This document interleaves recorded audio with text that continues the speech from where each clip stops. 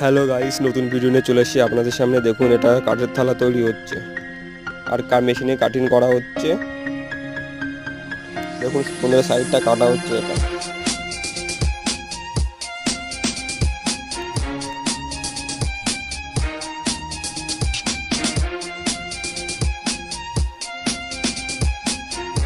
এরপরে এটা ডিশ মারা হচ্ছে, ডিশ মেরে সাইডটাকে লেবেল করা হচ্ছে।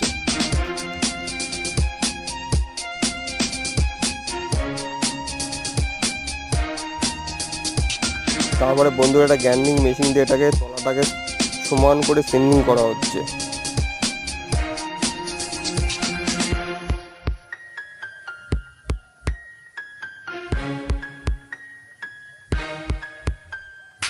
আর পরের নেক্সট পার্ট দেখার জন্য আমার ইউটিউব চ্যানেলটাকে সাবস্ক্রাইব করে দিন বন্ধুরা।